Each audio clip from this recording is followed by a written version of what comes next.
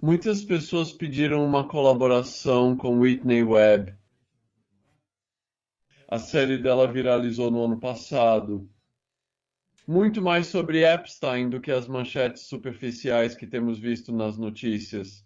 Quero dizer, Whitney mergulhou fundo na história das agências de inteligência.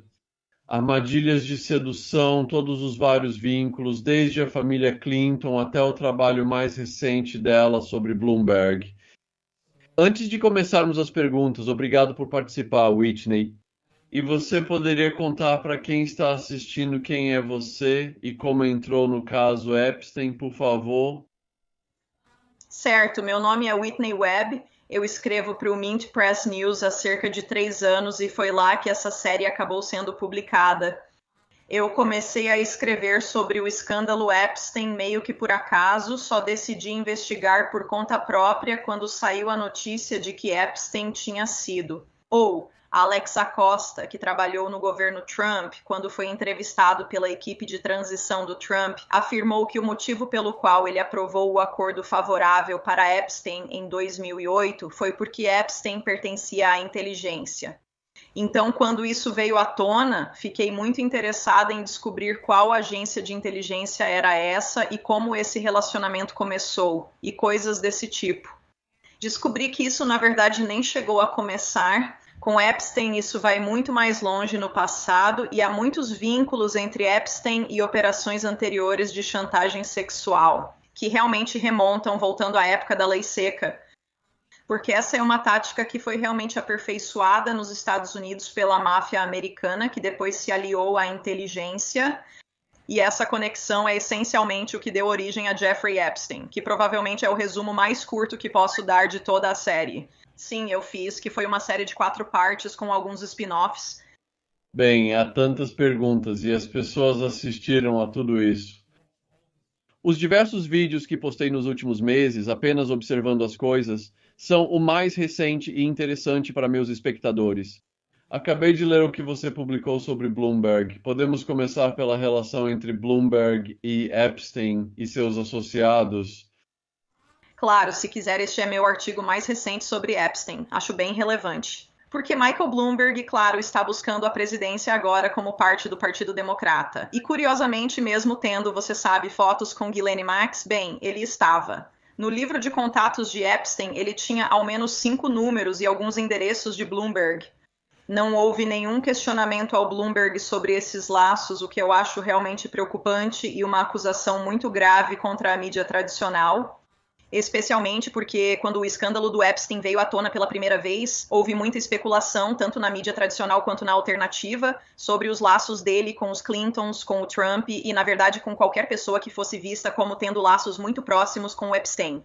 Essas pessoas automaticamente quase se tornaram radioativas, por assim dizer. E vários meses depois, na verdade, não muito tempo depois dos acontecimentos, Epstein foi preso em julho e Bloomberg anunciou sua candidatura em novembro do ano passado. Aparentemente, não houve interesse na grande mídia americana em perguntar a Bloomberg sobre esses laços. E, curiosamente, nas campanhas rivais à presidência dos Estados Unidos que tentaram lançar críticas a Bloomberg e criticá-lo por várias coisas, também se recusaram a abordar esse assunto, o que eu acho bastante preocupante. Outro desses laços que eu acho também significativos seriam os laços de Bloomberg com Leslie Wexner, que, claro, era um associado muito próximo e a fonte de uma grande parte, se não da maioria, da chamada fortuna de Epstein. Bloomberg era conhecido por frequentar festas na casa de Wexner em várias ocasiões.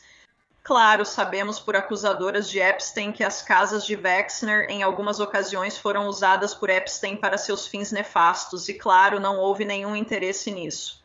E também Wexner foi uma dessas figuras que foi pressionada, nem após o escândalo Epstein, a se afastar da vida pública, semelhante ao que ocorreu com o príncipe André e outros próximos de Epstein.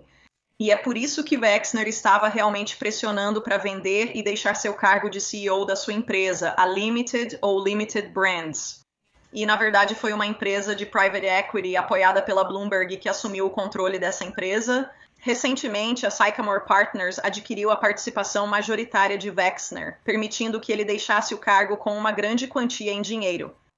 Eu não me lembro da quantia exata, mas essa empresa tem mais de 100 milhões de dólares do dinheiro da Bloomberg investidos nela, então acho que essa conexão também foi ignorada. E é por isso que Bloomberg está participando dos debates democratas e continua sendo uma figura muito relevante na política dos Estados Unidos. Mas ele não foi questionado sobre esses vínculos, o que considero significativo. No artigo também abordo outros vínculos da Bloomberg. Pessoas que também tinham ligação com Jeffrey Epstein de várias formas, incluindo Mort Zuckerman, que é um executivo de mídia que comprou, por exemplo, o New York Daily News. Após a morte de Robert Maxwell, Maxwell era o dono anterior e também tinha laços próximos com Jeffrey Epstein. Era, se não me engano, ex-sócio dele e também frequentava jantares em sua casa. Ela apoia e financia Michael Bloomberg há muito tempo, que assim como Mort Zuckerman é executivo de mídia em Nova York. Ok, você levantou tantas questões aí. Eu só gostaria de começar dizendo que a toxicidade continua deste lado do Atlântico. Eles estão tentando demitir o chefe do Banco Barclays aqui agora. E também, na minha vida, eu nunca vi a carreira de um membro da família real desmoronar, como aconteceu com o príncipe André, e merecidamente aos olhos do público dos tabloides. Existe uma conspiração de tráfico que tem Epstein no topo e depois Ghislaine Maxwell, Jean-Luc Brunel, etc. Mas você disse que o que Epstein estava fazendo fazia parte de um quadro muito maior de armadilhas de mel de agências de inteligência que vem acontecendo há décadas. Então, na grande conspiração, maior do que a conspiração dos tabloides, onde Wexner se encaixa nisso? Ele estava acima de Epstein? Com certeza. Eu definitivamente acho que sim. Acho que Epstein era mais um homem de fachada para interesses com os quais Wexner está intimamente associado e que ele representa. Mas voltando à história, estou tentando pensar qual é o melhor lugar para começar com Wexner.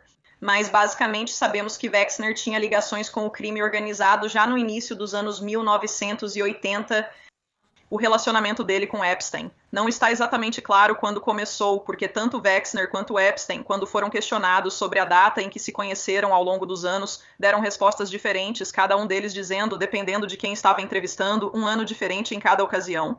Então, o intervalo vai de 1985 a 1989, com 1987 também sendo mencionado, então não está exatamente claro quando eles se conheceram, mas parece que, pelo que eu acho, foi em 1985, com base na minha pesquisa e em algumas das fontes que citei na minha série e nos artigos subsequentes. E isso porque, em 1985, Leslie Wexner foi implicado no assassinato de seu advogado, Arthur Shapiro. E um relatório policial daquela época ligou diretamente Leslie Wexner a interesses do crime organizado. Especificamente, a família do crime Genovese, que é uma das principais facções do Sindicato Nacional do Crime, ao qual pertencem várias outras famílias do chamado Mega Grupo, sobre o qual falo na minha série, que Wexner cofundou com Charles Bronfman. Todos eles têm ligações com o mesmo Sindicato Nacional do Crime, seja por meio de suas famílias ou por meio de suas próprias relações comerciais. Então, Wexner é uma dessas pessoas que cofundou o Mega Grupo. Antes disso, ele e Epstein já estavam envolvidos em vários negócios imobiliários suspeitos em Nova York. Isso também foi na época em que Epstein conheceu e começou a se associar publicamente com outras figuras do círculo imobiliário de Nova York. Acho que você pode dizer que isso inclui Donald Trump, inclui Tom Barrack da Colony Capital, que continua sendo um associado próximo de Trump. E dali em diante, quando os anos 90 realmente começaram, Wexner e Epstein eram incrivelmente próximos. Epstein exercia um controle incrível sobre as finanças de Wexner. Tinha procuração, tinha o direito de contratar e demitir pessoas nas empresas de Wexner. E foi nesse momento que Wexner e Epstein supervisionaram juntos a realocação da empresa de fachada da CIA, a Southern Air Transport, que esteve envolvida no escândalo Irã-Contras. Da sua base anterior em Miami, Flórida, para Columbus, Ohio, presumivelmente para transportar cargas para a Limited, que na época era a maior varejista do país. Mas, é claro, havia figuras no governo de Ohio que especulavam sobre isso. Epstein e Wexner eram amplamente conhecidos pelo público como ligados a uma empresa de fachada da CIA, especialmente após reportagens sobre o escândalo Irã-Contras. Por isso, oficiais especulavam e tinham fortes razões para acreditar nisso. Epstein e Wexner estavam ambos trabalhando com a CIA de alguma forma e estavam contrabandeando para interesses que envolviam tanto a CIA quanto o crime organizado. O inspetor-geral de Ohio, na época, ao comentar sobre a operação de transporte para o limiter feita pela Southern Air Transport, chamou-a de rota do prefeito Lansky. Uma referência ao famoso mafioso judeu-americano que era realmente o chefe do Sindicato Nacional do Crime que acabei de mencionar. Então, esse Sindicato Nacional do Crime tem laços estreitos tanto com a inteligência dos Estados Unidos quanto com a inteligência israelense. E é meio que, eu diria, como um sindicato do crime transnacional. E eu acho, sinceramente, que Epstein, mesmo tendo ligações com ambas as agências de inteligência, estava realmente trabalhando mais para eles, porque seus interesses transnacionais às vezes se alinham mais com o governo atual de Israel do que com o dos Estados Unidos. Mas esses bilionários que estão por trás desse grupo têm sua própria agenda, e ocasionalmente os governos aos quais eles estão fortemente ligados vão se desviar disso. Nesse momento, alguém como Epstein poderia usar chantagem para mantê-los alinhados com a agenda do chamado megagrupo. Então essa é a minha opinião pessoal sobre isso, embora tenha sido significativa. As evidências aumentaram desde a última vez que falei sobre isso, desde que publiquei minha série em agosto. A operação de chantagem sexual estava especialmente ligada à inteligência militar israelense. Isso vem de algumas fontes, incluindo mais recentemente a pessoa que mais recentemente veio a público e disse: isso foi Steve Hoffenberg, que foi ex-sócio de Epstein na Tower Financial, que foi esse enorme esquema Ponzi, basicamente, que eles começaram juntos em 1987 e ele entrou em colapso em 1993. Só Hoffenberg foi acusado, já que o nome de Epstein, arquiteto do esquema, foi removido do caso depois. Não muito diferente do que aconteceu com o acordo vantajoso dele, então, sabe, ele claramente já tinha amigos influentes naquela época. Acredita-se que a operação de chantagem sexual tenha começado por volta de 1993 ou 1995. Mas bem antes disso, como acabei de explicar, já existiam laços com a inteligência que continuavam acontecendo até mesmo durante a noite. Mais tarde, Epstein afirmou que trabalhou diretamente com a CIA nos anos 1980.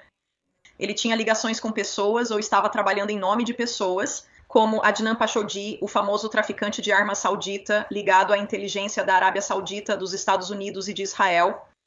Então, sabe, eu acho que Epstein, honestamente, era mais como um mercenário, eu diria. Você pode dizer que no mundo da inteligência ele fazia coisas como chantagem sexual, crimes financeiros e coisas desse tipo.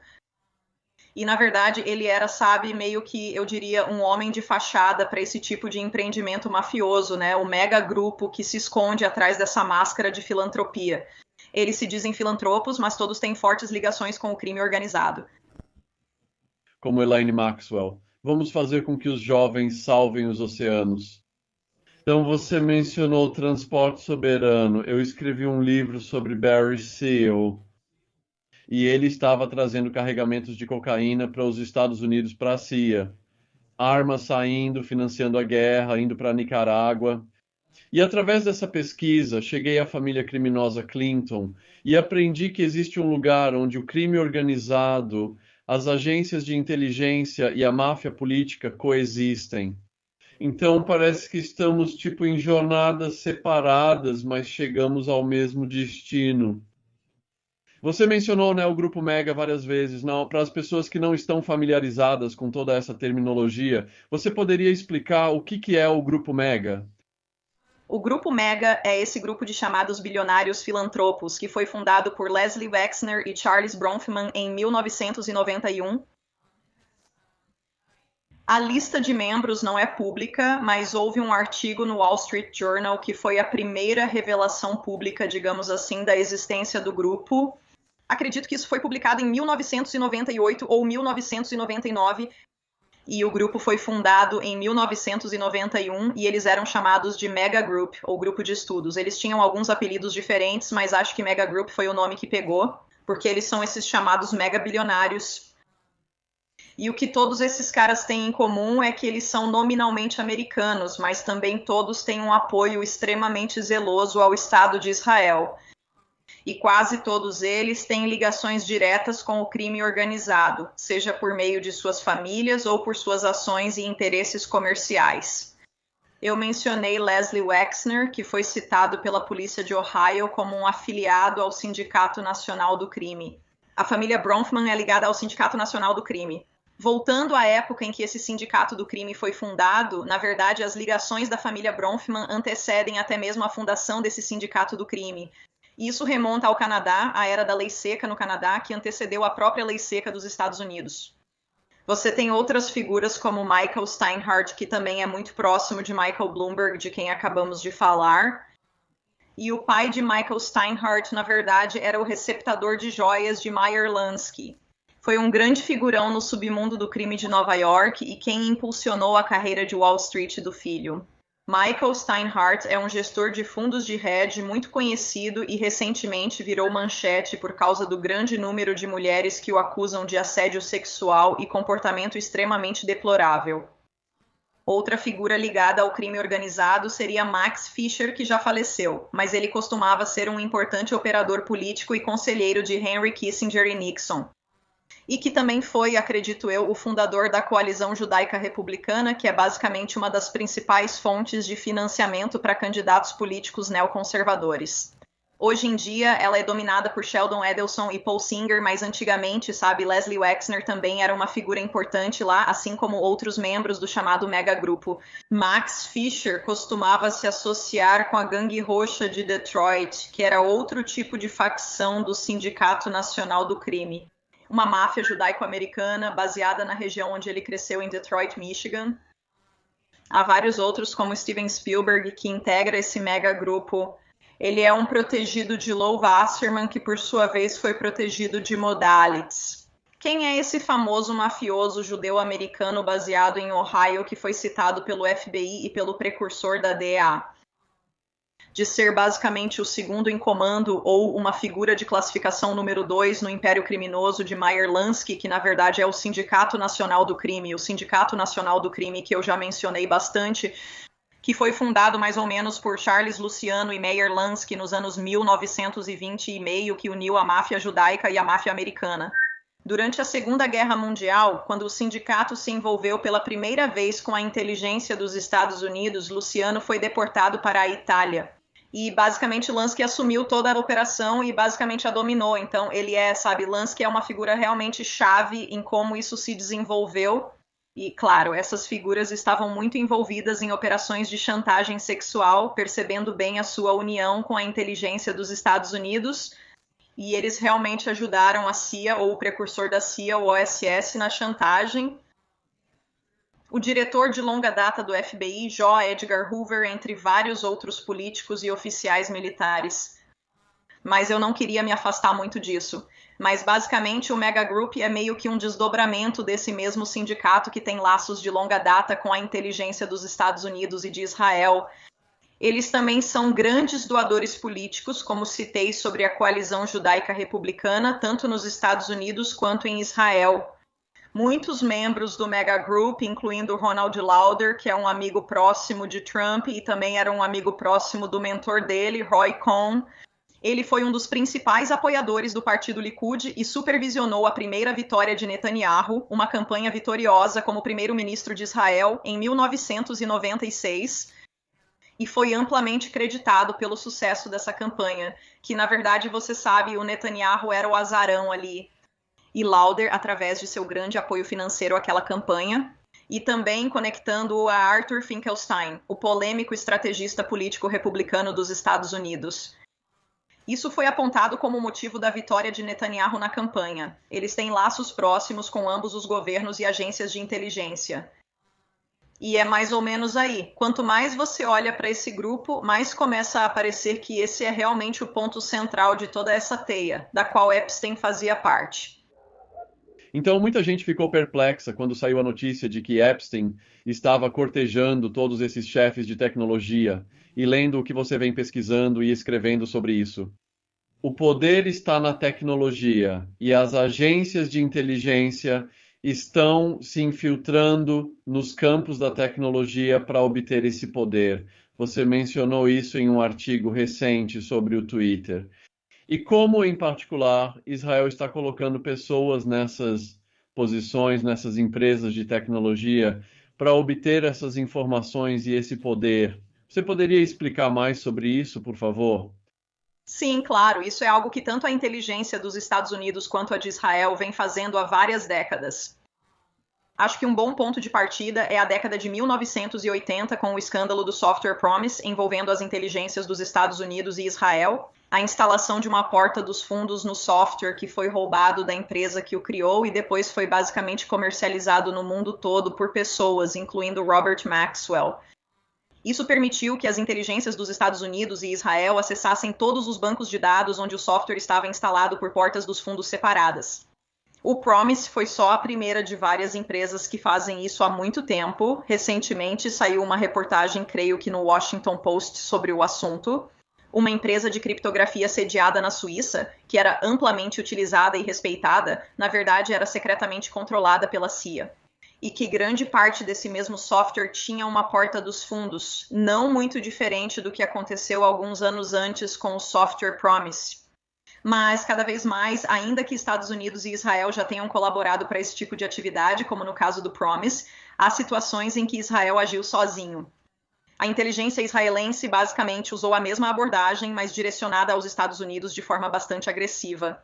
Documentos vazados mostraram que a NSA via Israel como a terceira agência de espionagem mais agressiva contra os Estados Unidos, atrás apenas de Rússia e China. Isso colocaria Israel à frente de países como Irã e Coreia do Norte, o que é bastante significativo.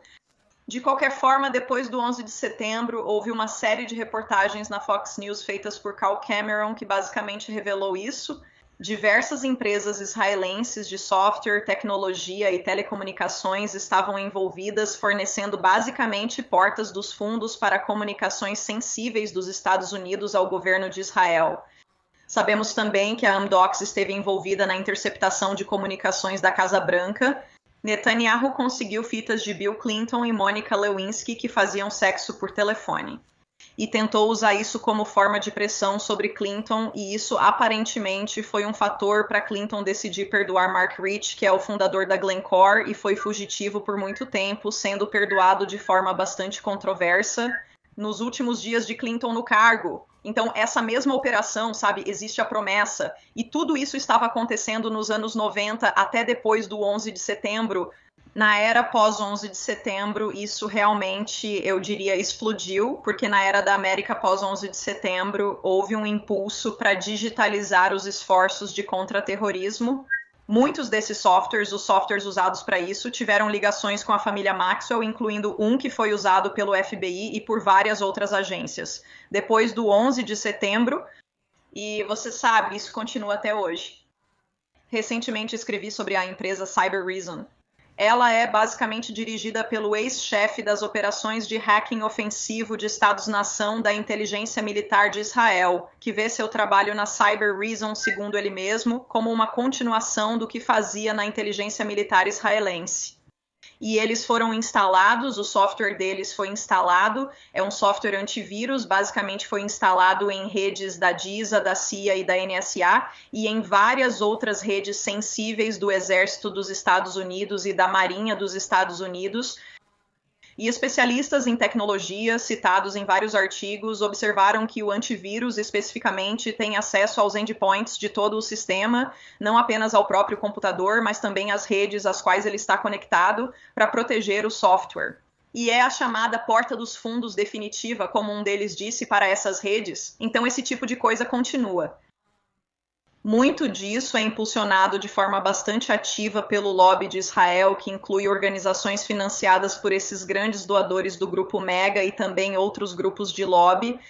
E tudo isso realmente beneficiou o Estado de Israel. Tudo isso e, sabe, Epstein até esteve envolvido em uma dessas empresas. Ele estava financiando uma chamada Carbine 911, que é basicamente uma empresa ligada à inteligência militar israelense, que é instalada em todo o software de chamadas de emergência, ou como a infraestrutura para chamadas de emergência 911 nos Estados Unidos.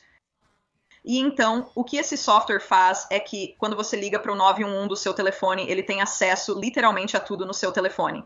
E então armazena essas informações e depois usa algoritmos para prever seu comportamento futuro, crimes futuros e pré-crimes.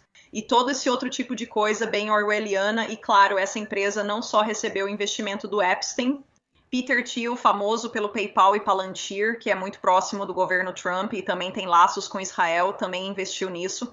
O presidente do conselho e um dos principais investidores é Ehud Barak, conhecido por seus laços próximos com Jeffrey.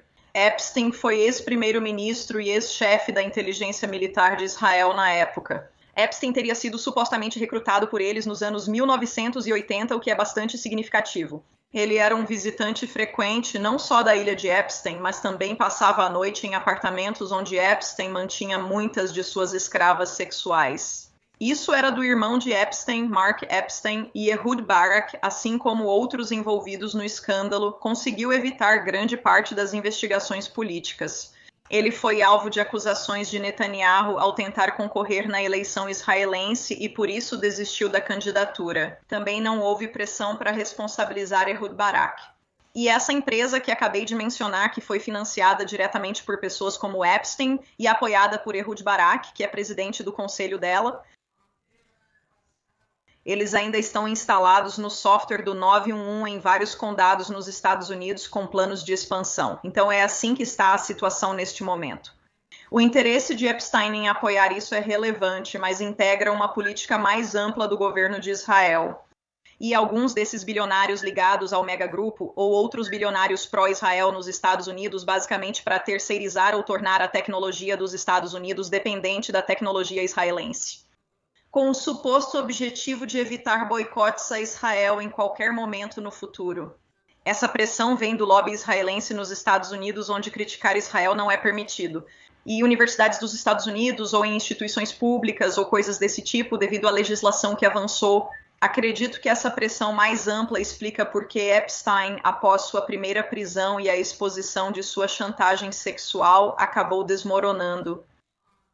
Começou a cultivar laços muito próximos com a indústria de tecnologia, criando vínculos com pessoas como Elon Musk, da Tesla, e aparecendo em jantares com pessoas como Reid Hoffman, do LinkedIn, e se encontrando com pessoas como Mark Zuckerberg, do Facebook. Tentava se reinventar como investidora de tecnologia antes de sua última prisão.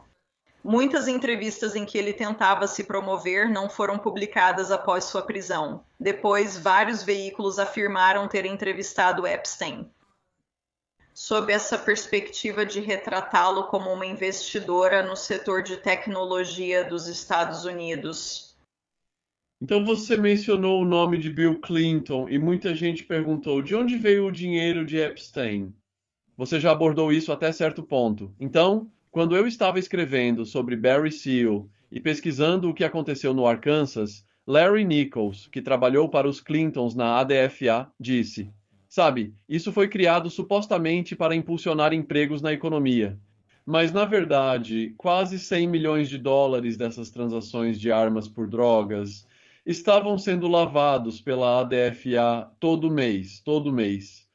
Eles faziam assim: você pegava um empréstimo da ADFA que não precisava devolver. Para obter esse empréstimo, pagava um valor ao escritório Rose Law, certo? E então o empréstimo era aprovado.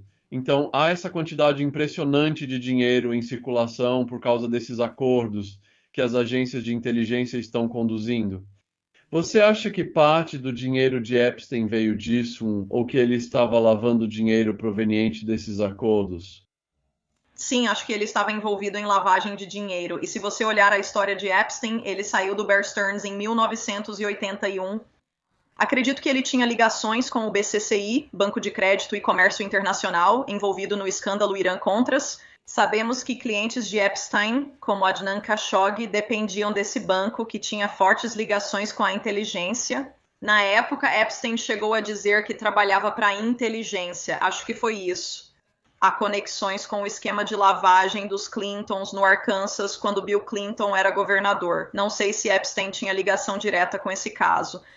Mas quero dizer, essa era apenas uma das muitas operações de lavagem de dinheiro que estavam sendo supervisionadas e conduzidas a mando da CIA naquela época. Mas eu acho que Epstein, porque durante os anos 1980 não estava muito nos Estados Unidos, ele passou muito tempo em Londres e viajando por aí, como evidenciado por esse misterioso passaporte austríaco. Isso veio à tona depois da sua recente prisão. Ele estava viajando pelo mundo todo, mas não tanto assim. Parecia que ele não estava passando muito tempo ou longos períodos especificamente nos Estados Unidos. Também acho interessante, mas na minha opinião não teve atenção suficiente. Em relação ao escândalo do BCCI, o BCCI também estava envolvido no tráfico sexual de menores como uma tentativa de chantagem e basicamente subornar autoridades de diferentes governos para que elas concordassem, ou melhor, para que não processassem e fingissem não ver as atividades criminosas do BCCI, lavagem de dinheiro, entre outras coisas. Sabemos com certeza disso, pois está no relatório ou na investigação do Senado dos Estados Unidos sobre o BCCI e suas atividades. Então, isso está praticamente registrado oficialmente. E o que você mencionou antes sobre como você seguiu mais o caminho da investigação de drogas e eu fui mais pelo caminho da chantagem sexual, operações de chantagem sexual. Sabe, isso é realmente tráfico de armas, tráfico de drogas, chantagem sexual e tráfico de menores. Tudo isso é feito pelo mesmo grupo. Acho que você poderia chamá-los assim, ou sei lá, o sindicato. Eles estão envolvidos em todas essas atividades e têm usado todas elas há anos para diferentes propósitos e ficaram impunes, porque não houve responsabilização. Eles vêm fazendo isso, como eu mencionei, há décadas, na verdade, provavelmente há cerca de um século já, e não houve nenhuma responsabilização. Eles têm tanta influência e poder que em muitas instituições públicas que deveriam responsabilizá-los, isso não acontece. Mas no que diz respeito à lavagem de dinheiro de Epstein, ele também lavou muito dinheiro através do mercado imobiliário de Nova York. Negócios imobiliários ou negócios imobiliários suspeitos. Especialmente se forem transações só em dinheiro ou usadas para lavagem de dinheiro. Acredito que, como já disse, isso se deve ao envolvimento de Epstein e Wexner em vários negócios imobiliários nos anos 1980. Eles revendiam essas propriedades em negócios só com dinheiro para empresas de fachada deles, além de outras atividades suspeitas. Como disse, eles estavam envolvidos nessa época. Epstein era amigo pessoal de pessoas como Trump e Tom Barrack, e pessoas assim que também foram acusadas de usar seus impérios imobiliários para fins de lavagem de dinheiro. Acho que as conexões entre Epstein e Trump receberam menos atenção que as dos Clinton, pois os Clinton têm laços mais diretos com a operação de chantagem sexual. Mas eu acho que isso é porque os laços de Trump com Epstein estão mais relacionados ao tipo de atividade criminosa que acontece há muito tempo no mercado imobiliário de Nova York. Além disso, Roy Cohn, mentor de Donald Trump e tema recorrente na minha série, também esteve bastante envolvido em operações de chantagem sexual. Se seu mentor está envolvido, vai te ensinar a não ser pego. E por todos os indícios, sabemos que Trump sabia o que Epstein estava fazendo, porque vários anos antes de Epstein ser sequer preso, Trump comentou que sempre estava cercado por mulheres mais jovens e assuntos semelhantes. E nós também tivemos recentemente a viúva do senador John McCain nos Estados Unidos ir a público e dizer que todos nós sabíamos o que Epstein estava fazendo, o que eu acho que não teve nenhuma cobertura, na verdade. Então, sabe, é praticamente sabido que isso era algo que todos sabiam que estava acontecendo. Eu cavei vários relatórios sobre Epstein e Ghislaine Maxwell que foram apagados da internet depois da primeira prisão dele em 2007, mas eu ainda encontrei bastante coisa e muitos desses relatórios também revelavam, se você os lesse, que era muito claro o que estava acontecendo. Já havia relatos desde os anos 90 sobre Ghislaine Maxwell levando grupos de adolescentes e treinando-as em técnicas sexuais e afins. É muito óbvio, já que isso chegou até ao jornalismo tradicional na época, é muito óbvio que isso era conhecido pelas pessoas que circulavam nesses meios sociais com esses indivíduos. Esse nível de informação que você tem, isso te preocupa de alguma forma? Quero dizer, no ano passado eu descobri... Me preocupar de que forma? Ano passado fui exposto e hackeado e tudo virou de cabeça para baixo por cerca de um mês. Teve um cara que tentou assediar meu pai na minha cidade natal, onde eu não moro desde que fui para a faculdade, e colocou fotos dele na internet e ameaçou ir, entrevistar ele no canal do YouTube dele e fez várias outras coisas desse tipo. E assim, eu já recebi algumas mensagens estranhas, mas eu realmente não ligo muito. Isso não me incomoda, até porque nem moro nos Estados Unidos. Eu realmente não estou tão preocupada com muita reação negativa por causa disso, especialmente porque a grande mídia ignora tanto esse assunto. Muito disso, infelizmente, desde que o escândalo estourou, saiu do interesse público. Acho que a grande mídia é o principal motivo. Não só porque eles basicamente ignoraram e não tocam mais nesse assunto, mas mesmo quando tocaram, sabe, foi só sensacionalismo, entende? Enfatizaram os detalhes picantes e sensacionalizaram, tornando a cobertura semelhante a um tabloide. Ignoraram totalmente a inteligência e o papel do governo nessa história. E basicamente trataram Elaine Maxwell, que foi uma grande co-conspiradora nisso tudo, uma abusadora de crianças, uma estupradora e acusada de todos esses outros crimes horríveis, sabe? Eles a tratam como a triste namorada do Epstein ou só amiga. Acho isso revoltante e nojento. O que isso faz é rebaixar tudo a uma história sensacionalista de tabloide e não ao que realmente deveria ser. Um grande escândalo sobre o fato de que existem governos e agências de inteligência usando o dinheiro dos contribuintes para financiar o abuso de crianças com o objetivo de chantagem. Em qualquer lugar sensato, isso seria uma grande história e resultaria em responsabilização e prestação de contas dos envolvidos. Não houve nada, só algumas pessoas foram forçadas a deixar a vida pública. Ah, coitadinhos, né? Eu realmente não tenho muita pena de pessoas como o Wexner e o Príncipe Andrew, que não se sentem mais confortáveis em aparecer, sabe? Em mostrar o rosto em eventos públicos. Acho sinceramente que eles deveriam estar presos pelo que fizeram, especialmente o Príncipe Andrew. O que você acha sobre a festa de 60 anos do Príncipe Andrew ter sido cancelada? Nem sabia que tinha sido cancelada. Como eu disse, não sinto pena dessas pessoas de jeito nenhum. Sinceramente, sabe, muitas vezes quando esse tipo de coisa acontece e um aniversário é cancelado, a grande mídia faz parecer que é algo horrível. Mas, tipo, omitem o fato de que essas pessoas são criminosas. Então, sabe, na verdade eu não tenho nenhuma simpatia de verdade quando se trata do Príncipe André. Os relatos da mídia que mencionei, em sua maioria do Reino Unido, foram apagados e muitos tratavam de controvérsias envolvendo Ghislaine Maxwell. Porque o pai dela foi muito odiado por um bom tempo no Reino Unido por desviar fundos de pensão dos trabalhadores e coisas desse tipo. Então ela recebia alguma cobertura lá, mas o Príncipe André também. Houve relatos de que ele saiu de férias várias vezes no ano 2000 com Maxwell e Epstein. E que ele levava com ele sua própria mesa de massagem para receber massagens das garotas que estavam ao redor de Epstein e Maxwell na época. A grande mídia não cobriu isso e muitos aceitaram sem questionar a alegação de inocência do Príncipe André. Mas, claro, ainda assim, isso saiu no próprio processo judicial sobre as massagens, mesas de massagem e tudo isso. Essa era a forma como eles escondiam essas atividades sexuais. Eram registradas como massagem, mas na verdade forçavam as meninas a fazer sexo com essas pessoas.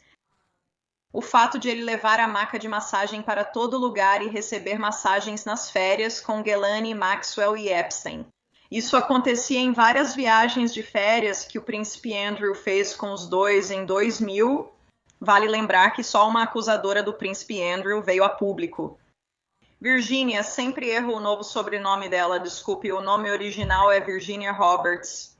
Ela disse que encontrou o Príncipe Andrew pela primeira vez em março de 2001. O fato de isso já acontecer antes torna o envolvimento dele muito mais significativo.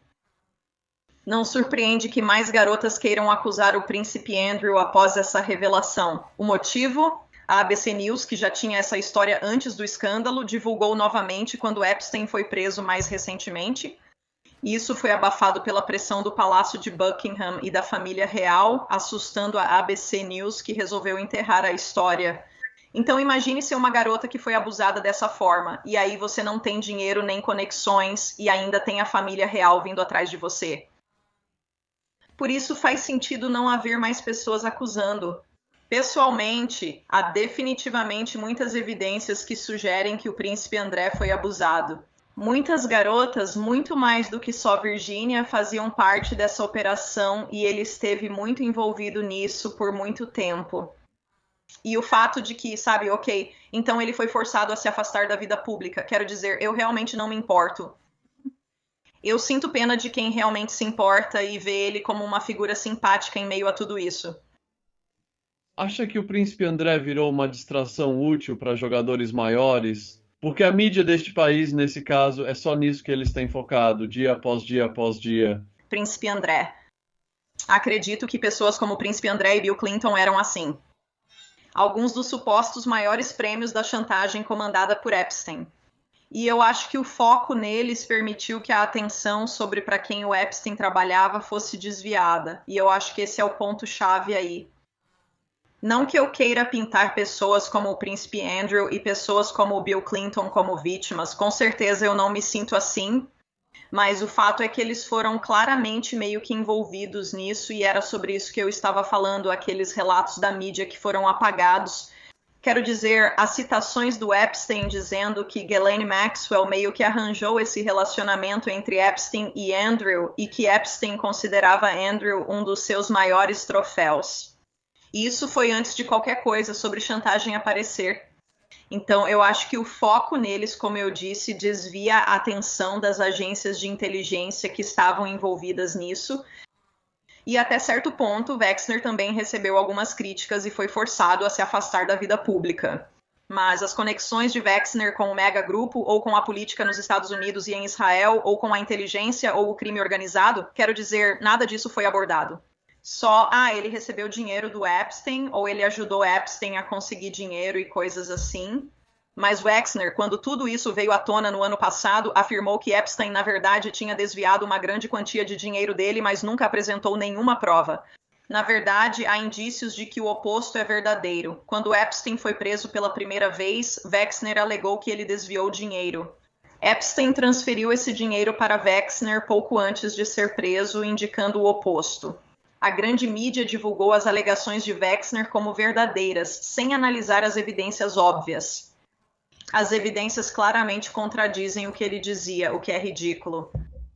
Então, eu quase terminei de ler O Assassinato de Robert Maxwell e fiquei impressionado com o fato de que esse cara podia sentar com Bosch, sentar com Gorbachev, lavando dinheiro para organizações criminosas, desde a máfia russa até os cartéis. Ele fornecia informações para todas as agências de inteligência. E você acha que Maxwell trouxe Epstein para esse mundo?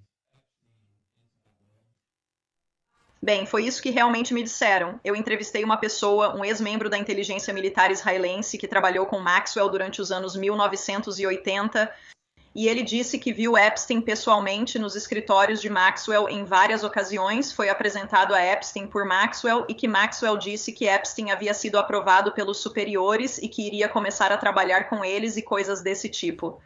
E que isso tinha sido facilitado pelo fato de que, antes disso, Epstein e Ghislaine Maxwell já tinham começado a namorar. E, claro, a versão oficial diz que eles só se conheceram em 1991, e isso, obviamente, contradiz esse fato, e que Robert Maxwell, via Epstein como um possível futuro genro ou algo assim, e queria que ele e sua filha fossem meio que inseridos nos negócios da família, fazendo todas essas atividades obscuras em nome da inteligência. Então Maxwell estava por cima durante anos, Robert Maxwell. E de acordo com este livro, como ele estava em uma necessidade desesperada de dinheiro, ele começou a pressionar Israel para conseguir quase $500 milhão, que é $500 milhão. Provavelmente a tradução atual, Ray. Então, quando eles não colaboraram, ele começou a ameaçar certas coisas. Então eles disseram, tudo bem, nós vamos colaborar. Suba no iate, suba na Lady Ghislaine para encontrar essas pessoas nesse local. E ele parte para as Ilhas Canárias. Ele é encontrado morto na água, sem nenhuma roupa. Se ele tivesse tido um ataque cardíaco, ele simplesmente teria desabado e sido encontrado morto no iate com suas roupas. Certo. Então nada faz sentido. Não faz sentido nenhum. Eles tiraram ele de cena. Você acha que Epstein foi tirado de cena pelas mesmas pessoas? E por que você acha que ele saiu de cena? Então, voltando primeiro para Maxwell, pelo que eu entendi também, tinha a ver com o fato de que, como você disse, Maxwell estava fazendo interferência e envolvida com várias agências de inteligência diferentes. Grande parte do dinheiro que ele desviou de seus negócios no Reino Unido foi usada por anos para financiar o Mossad na Europa. Em certo momento, ele entregou parte do dinheiro destinado ao Mossad, ou que deveria ser devolvido a quem havia emprestado ao Mossad, ou para empresários israelenses ligados ao Mossad. Ele teria dado esse dinheiro a Mikhail Gorbachev da União Soviética, mas depois não conseguiu fazer os pagamentos. Foi aí que começou a confusão, quando ele passou a ameaçar Israel por dinheiro e outras coisas. Mas enfim, em relação a Epstein, muita coisa, estávamos falando também sobre a atenção da mídia. Muito disso está focado especificamente na morte dele. Então acho que esse foco todo na morte dele, nas circunstâncias exatas e em quem exatamente estava por trás disso. Isso também acaba desviando a atenção da responsabilidade e da pressão da mídia sobre as pessoas que estavam por trás de Epstein e financiavam a operação dele, o que ele deveria fazer em relação ao que realmente aconteceu com Epstein. Se você quiser olhar de forma super objetiva e apenas analisar os fatos, tem muita coisa que a gente sabe, quer dizer, na verdade sabemos muito pouco sobre o que realmente aconteceu, sabe? Não houve nenhuma filmagem de câmera, a investigação do FBI foi praticamente uma farsa e sumiu, basicamente. Eles acusariam os guardas da prisão encontrados dormindo, falsificando documentos, sendo que um nem era guarda de verdade. Quero dizer, tudo isso foi sinceramente tão ridículo, então, esse é o fato. Quando você leva em consideração o lado da agência de inteligência, sabe, isso levanta várias possibilidades diferentes sobre o que poderia acontecer. É bem possível que o que aconteceu com Robert Maxwell poderia ter acontecido com Epstein. Antes de morrer, Epstein teria dito que temia por sua vida. Ele estava supostamente disposto a cooperar com as autoridades e a citar nomes e coisas desse tipo, se isso for verdade. Quer dizer, eu também não quero necessariamente confiar totalmente no que Epstein dizia, porque ele obviamente não era uma pessoa confiável. Mas, sabe, é certamente muito possível. As agências de inteligência, quando alguém, mesmo que seja um agente de longa data e um ativo de longa data, se torna um problema, quero dizer, assim como Robert Maxwell, eles são eliminados. Embora, sabe, eu realmente não quero descartar, sabe, outras possibilidades. Algumas pessoas levantaram a hipótese de que ele pode ter sido levado para algum lugar. Quando você lida com agências de inteligência, eles fazem todo tipo de coisa assim. E eu acho que seria, sabe, eu realmente não quero subestimá-los porque eles são capazes disso, sabe? Parece que Ghislaine Maxwell estava escondida em Israel e outras casas seguras de inteligência durante todo esse tempo sem aparecer em público. Então, por que não fariam o mesmo com ele? Não quero assumir uma teoria específica, mas pelo precedente com Robert Maxwell, parece provável que seria eliminado. Tem muita especulação sobre isso. Você sabe, os legistas envolvidos e alegando, sabe, que ele estava morto ou que ele foi assassinado e tudo isso, sabe? Como o legista independente que foi contratado pelo irmão de Epstein, Mark Epstein, é uma pessoa muito suspeita, que esteve envolvido no encobrimento do assassinato de Kennedy e no encobrimento do assassinato de Martin Luther King Jr., que envolveu inteligência, governos e todas essas coisas. Então, sabe, é realmente difícil para mim, me apegar a uma possibilidade só. Ao mesmo tempo, peço que as pessoas não foquem tanto nas circunstâncias da morte dele, mas nas pessoas que ainda estão entre nós e que, sabe, deveriam ser responsabilizadas pelo papel delas, sabe? Isso, claro, inclui Ghislaine Maxwell, inclui pessoas como Leslie Wexner, que pelo menos são conhecidas pelo público por estarem diretamente associadas a essa operação. Acredito que, de modo geral, as agências de inteligência, se pagaram alguém como Epstein para isso, provavelmente pagaram outros também na época para o mesmo fim. Agências de inteligência historicamente usaram chantagem sexual envolvendo meninos menores de idade. Epstein era conhecido por explorar apenas meninas menores de idade, então, presumivelmente, ao mesmo tempo em que Epstein estava envolvido com essa atividade. Alguém também fazia isso com meninos menores de idade que não conhecíamos. Enquanto os serviços de inteligência não forem responsabilizados, nunca saberemos quantos Epsteins existem e quantas crianças estão sendo exploradas. E, sabe, tirando das escolas e lares e forçando essas crianças a esse tipo de trabalho, enquanto isso tiver proteção do Estado e uma fonte infinita de financiamento através de orçamentos secretos ou dinheiro dos contribuintes, esse tipo de coisa vai continuar. Então, focar toda a atenção apenas no Epstein especificamente e na morte do Epstein e coisas desse tipo meio que impede a gente de erradicar o problema. Então, todo mundo quer que Ghislaine Maxwell seja responsabilizada. Você afirmou que ela provavelmente está protegida por agências de inteligência e se encontra em Israel. Em que você se baseia? Acha que ela pode ter proteção da realeza por causa do relacionamento com o príncipe Andrew? Não descarto essa possibilidade, já que a família real claramente tem ligações com a inteligência britânica. Então, quero dizer, eu definitivamente acho que isso é possível. Eu digo isso sobre Israel, porque os relatos mais recentes sobre o paradeiro de Ghislaine Maxwell citaram especificamente Israel. e não houve muito interesse da mídia em tentar descobrir onde ela está ou até mesmo tirar fotos dela. Mesmo assim, tenho certeza de que um fotógrafo paparazzi seria muito bem pago por isso, mas aparentemente não houve nenhum interesse em fazer isso. Então, para mim, isso sugere algum nível de proteção do Estado. Sabendo que o pai dela tinha laços muito próximos com o aparato de inteligência de Israel, isso faria sentido. Ele também, como você sabe, trabalhou como informante, agente ou algo do tipo para várias agências de inteligência ao redor do mundo, porque mesmo que ele seja mais ligado à inteligência de Israel, ele era muito interesseiro. E como muitas pessoas que se envolvem profundamente no mundo do crime organizado e da inteligência, você sabe, ele se vendia para quem pagasse mais em várias ocasiões, então é realmente difícil saber exatamente quais agências estariam mais interessadas em proteger Maxwell, considerando que grande parte da chantagem sexual envolve Israel e os laços familiares de Ghislaine Maxwell com o país. Robert Maxwell está enterrado lá, afinal, em um cemitério reservado a políticos e figuras militares israelenses respeitados. Ele teve um funeral de Estado e foi elogiado por importantes membros das agências de inteligência e do governo de Israel. Então, sabe, faria muito sentido ela estar lá, mas quero dizer, eu definitivamente quero descartar a possibilidade de ela estar sendo levada para diferentes países a qualquer momento por agências de inteligência, casas seguras de ligação, das quais há várias espalhadas pelo mundo todo. E eu diria que, sabe, essa proteção estatal é o motivo pelo qual ela não foi vista e provavelmente o motivo pelo qual ela não será responsabilizada até que essas mesmas agências de inteligência sejam forçadas a prestar contas. O que, como já vimos várias vezes, independentemente do escândalo, a agência de inteligência sempre acaba investigando a si mesma e depois se absolvendo, não é? A pressão por responsabilidade deve vir do povo. Como disse, muitos perderam o interesse nesse caso com o tempo, o que é muito lamentável. Mas isso é, sabe, devido à forma como a grande mídia, no cenário midiático em geral, cobre essa história bem. Eles mantêm o interesse. No meu canal há muita obsessão por isso. Só tenho mais uma pergunta, pois já estamos quase 1 hora aqui. Virginia fez acusações graves contra Jean-Luc Brunel. O que aconteceu com ele? Bem, então, depois que Epstein foi, entre aspas, morto, houve relatos de que Brunel e Maxwell estavam se escondendo juntos.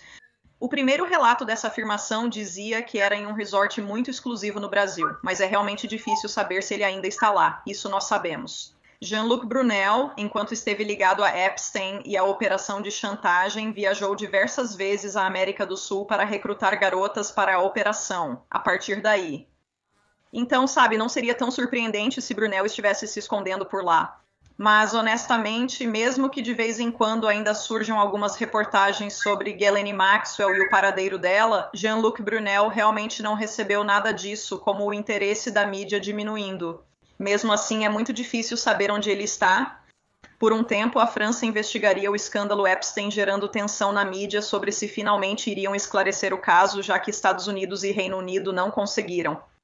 Mas, é claro, isso é bastante ingênuo quando consideramos isso. O atual presidente da França costumava trabalhar para os bancos Rothschild, que estão ligados a muito desse sindicato criminoso sobre o qual, você sabe, eu meio que revelo nos meus relatórios.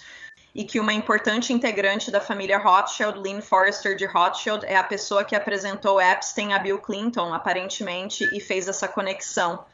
Então, eles têm muito interesse nisso, em que isso não seja investigado. Então, sabe, Infelizmente, se as pessoas querem responsabilização, seja para Maxwell ou Brunel, isso precisa vir da pressão do público. E isso não virá das instituições públicas nem dos grandes meios de comunicação, o que é lamentável. Acho que muitas pessoas vão encontrar o que você disse hoje e seus outros artigos online. A profundidade da pesquisa é simplesmente de cair o queixo. As pessoas vão querer te apoiar, as pessoas vão querer entrar em contato com você. Você tem meios preferidos para que as pessoas te apoiem nas redes sociais ou entrem em contato com você? No momento, a forma mais fácil de falar comigo é pelo Twitter, já que estou banida de postar na minha página de autora no Facebook desde abril do ano passado. Você ainda pode ver a página. Mas não tem artigos recentes lá e eu realmente não consigo responder facilmente as mensagens por lá. Mas o Twitter geralmente é uma opção melhor. Criei um Patreon porque, apesar de estar há anos no Mint Press News, pretendo me tornar independente em breve. Então, se você quiser apoiar meu trabalho, pode me seguir no meu Patreon, que eu acredito ser Whitney Webb MPN no patreon.com. Ou você pode simplesmente procurar meu nome e vai aparecer lá. Na verdade, eu tenho planos. Bem, eu já assinei a papelada. Vou transformar minha investigação sobre Epstein em um livro, que vou combinar com uma segunda série investigativa que foca na relação Epstein-Trump, na lavagem de dinheiro imobiliário e em outros crimes financeiros de Epstein, incluindo o papel muito importante dele no colapso do Bear Stearns em 2008 durante a crise econômica, que, sem surpresa, não recebeu praticamente nenhuma cobertura da mídia, quando o escândalo veio à tona no ano passado. Poderia parecer significativo, mas está bem documentado que ele foi o estopim do colapso do Bear Stearns na última crise financeira. E outras coisas desse tipo. Então, acho que isso vai interessar alguns dos seus espectadores e se eles quiserem me ajudar a apoiar essa série e o esforço por trás desse livro. Porque a editora com quem estou trabalhando é bem pequena, então eles realmente não puderam me pagar adiantado pelo livro, então basicamente estou tentando fazer um financiamento coletivo. Então, se alguém tiver interesse em acompanhar meus esforços, minhas pesquisas sobre esse escândalo tão sórdido e o mundo da inteligência, do crime organizado, da chantagem sexual e tudo isso, se você quiser me apoiar, por favor, me apoie no Patreon. Então, todos os links da Whitney estão na caixa de descrição abaixo deste vídeo. Então, eu peço que as pessoas cliquem lá e apoiem o que ela está fazendo. Você já decidiu um título para o livro? Sim, Uma Nação Sob Chantagem é o título. Uau, então eu agradeço por você ter vindo. Um grande obrigado a todas as pessoas que estão acompanhando os vídeos sobre Epstein no meu canal. Se você ainda não se inscreveu, a caixa de inscrição está no canto inferior direito deste vídeo. Obrigado a todos que doaram pelo PayPal, Patreon, Just Giving e Subscribestar, tornando estes vídeos possíveis. Estou ansioso para ler seus próximos relatórios e saber sua opinião sobre isso e o livro. Obrigado por dedicar seu tempo. Valeu. Obrigada, foi um prazer.